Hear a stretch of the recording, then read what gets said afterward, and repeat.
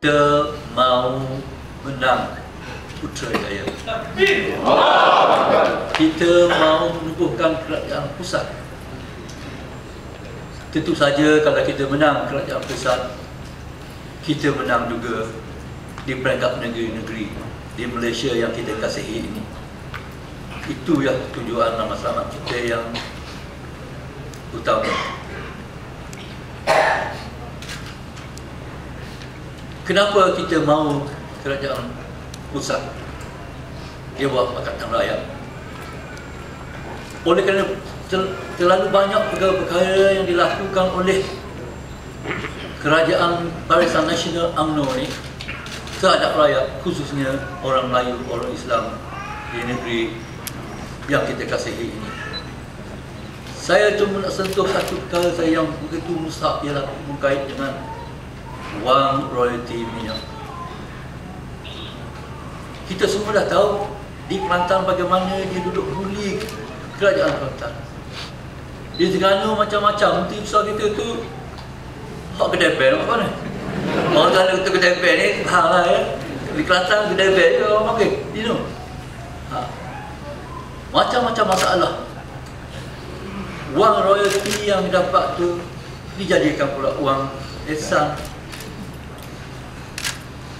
Ditubuhkan pula jawatan kuasa di peringkat negeri Kelantan khususnya.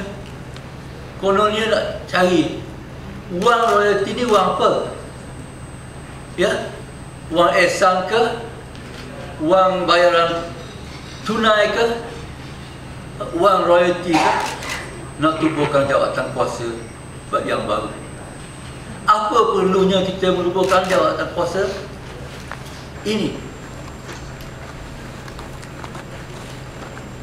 Allahyarham Tun Razak selaku Perdana Menteri Malaysia dulu telah pun mengarahkan Tengku Razali Hamzah dan Tun Saleh Abbas untuk mengubarkan Akta Petroleum ni. Kalau tak salah saya 1972 atau 74 lebih kurang.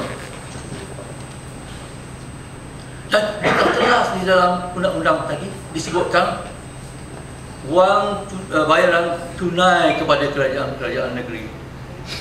Dan apa perlu yang kita nak buat apa tu jawatan kuasa baru ni? Anak dia yang bernama Najib ni, anak Tun Razak. Tun apa? Ya, Tun Razak lah ya.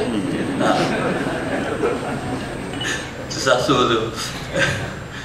Tun Razak ni dia ingkar kepada persetujuan yang dibuat oleh ayah dia sendiri. Dan dia telah meletakkan begitu banyak roadblock tanpa mengadakan apa itu sekatan-sekatan lain. Jadi macam mana kita nak menyelesaikan berkait dengan wang royalti ini?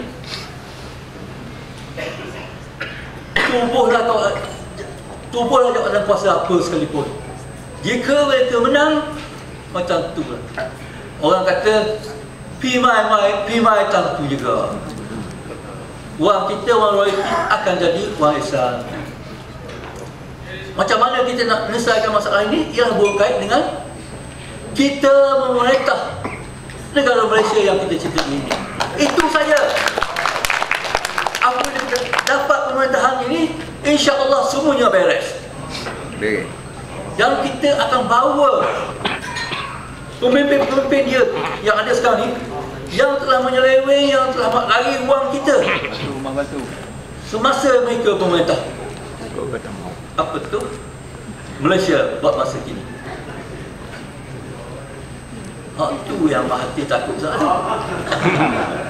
Hak yang dia tak boleh tidur malam, makan ubat tidur banyak, tu lah. Jadi kita, saudara dan saudari kaum muslimin muslimat sekalian, kita mesti bekerja keras. Kita mesti turun ke bawah memberitahu pendapat ini kepada rakyat supaya mereka membuat pindaan atau pemilihan baru. Dia kata, kalau kita merintah, Pakatan Rakyat merintah besok, kata dia, huru hara negara ini. Cuba kita tengok di India, Kongres, parti Kongres macam mana. Di Indonesia, yang lama tu dah diambil alih oleh orang baru, bergerak ke India, bergerak ke Indonesia. Dah. Sebab apa tidak? Sebab kita tahu bahawasanya mereka yang mengambil alih teraju pemerintahan ini adalah orang yang berpengalaman, berkalera. Begitu juga seperti Parti PAS yang ada pada hari ini. Parti PAS kita, saya duduk kata masa saya selama 46 dulu, saya kata apa, kita ni tiap-tiap hari, pagi, petang, siang, malam duduk dalam padang. Sebab apa? Kita dalam pembangkang. Apa kita boleh buat? Kita tak boleh apa? Tetapi kita boleh menyampaikan hujah-hujah kita, penerangan kita kepada rakyat supaya rakyat sedar. Boleh jadi di waktu itu dia tak sedar. Lama kelamaan dia sedar. InsyaAllah. Yang ini yang kita nak. Justru saya pun lah pada saudara-saudari sekalian, turunlah, kita turun betul-betul, kita buat kerja kuat. Inilah peluang yang lebih baik, lebih berkesan untuk kita mengambil alih teraju pemerintahan negara Malaysia yang kita kasihi ini. Jangan takut kepada ugutan.